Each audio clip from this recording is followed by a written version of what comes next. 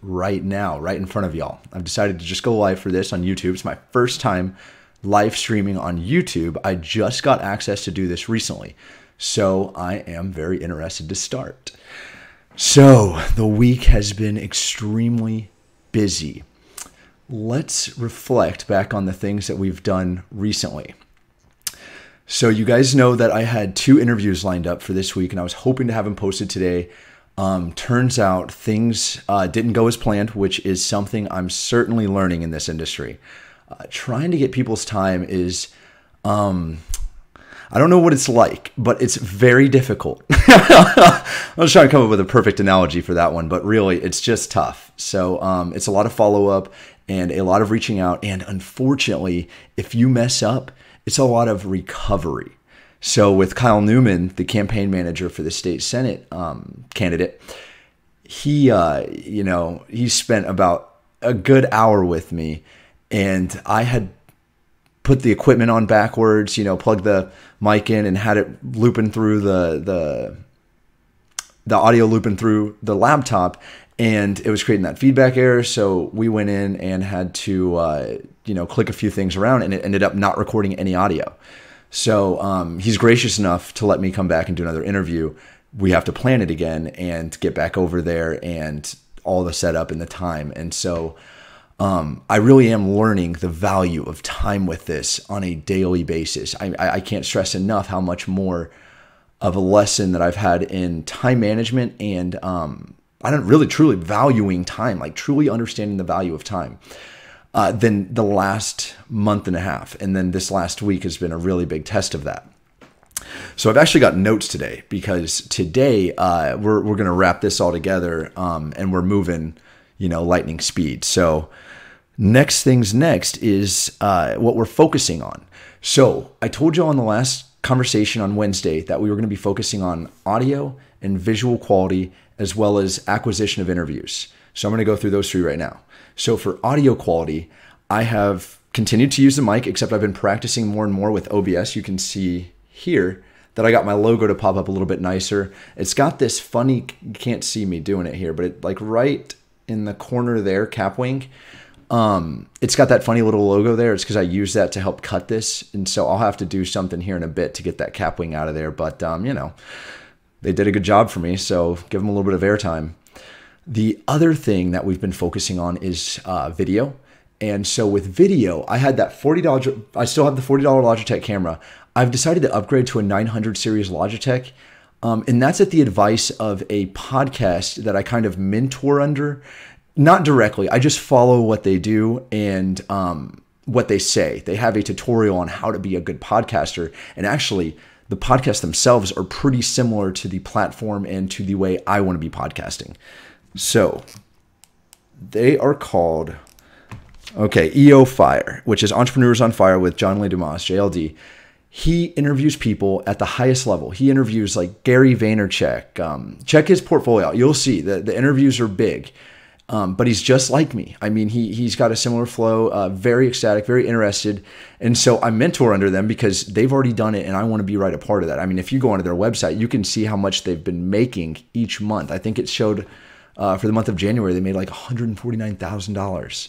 So I'm looking forward to tapping more into that and learning more from them, how to push that envelope. And so with that, so we had audio, visual covered. The other part of visual is I've just ordered 3 light boxes. These light boxes will stand up like stands. I think they're going to be perfectly out of the alignment here, the camera, and they're going to shine soft light right on my beautiful face instead of this mega hard light I've been getting with the dual monitor screen. Yeah, we're off of that track now. So the push is on.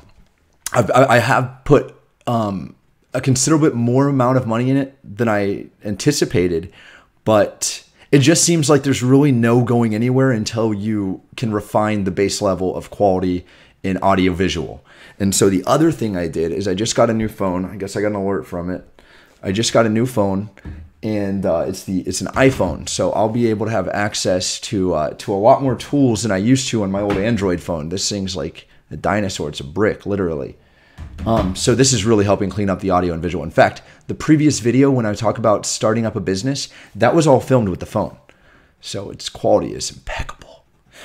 Next thing's next.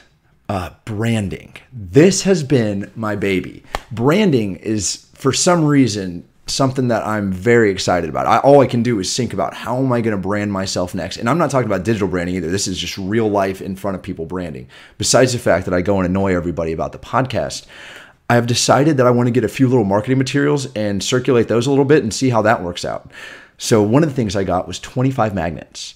The magnet idea came from the thought that when I was in banker, I have this notebook of business cards right now, in fact. I mean, just a fat, thick notebook of business cards. That's all business cards. These are contacts.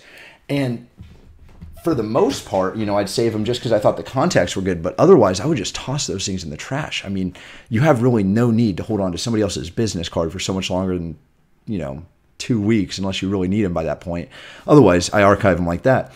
But I was thinking, some of the more unique business cards out there, like this would be a unique business card. This is a Ninja wallet, but it's not actually a business card for anything.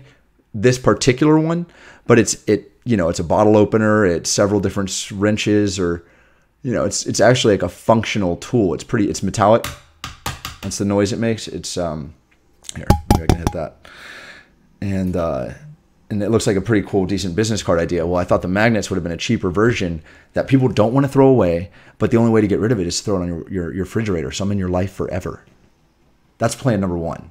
Plan number two, I got 2 t-shirts. So hopefully next time when the interview's going on, I'm supposed to get those here in the next few days. So somewhere soon in the next few interviews, I'm going to have a Homegrown Entrepreneur t-shirt. I'm also going to get one for Mike. So I do want to do giveaways on this podcast. I think that would be impressive. That would be incredible.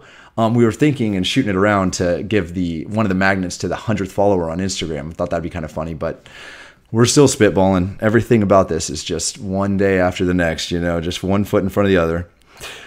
The third thing, now this one came from this brilliant, beautiful mind. I decided that I'm going to get a car magnet.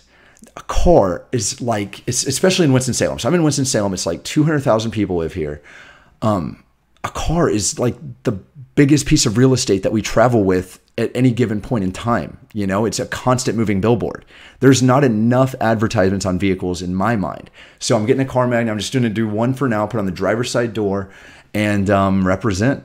I'm really excited about pushing this out. I think with the magnets, the car magnet or the little refrigerator magnets, I'm going to go into bars and see if they'll let me put them on their refrigerators, different restaurants. It's a small town, so there's a lot more access than when I was in Dallas for kind of low-key grassroots campaign marketing, guerrilla marketing. So one of the big things that I learned through JLD and the EO Fire, the Entrepreneurs on Fire podcast, they have a podcast tutorial of how to do podcasting. That's pretty much what I've been following. I think it's the number 2 thing he lists. This was the most mind-blowing piece of information I've heard all day. If y'all in the podcast, in the next few seconds, at least hear me out for this. So their number 2 thing to do for podcasting is come up. This is for real. And I'm doing this, is to come up with a digital avatar of your perfect customer, the perfect targeted person that would listen to your podcast, first and foremost, the first person that's the most interested in your podcast. Come up with an avatar for them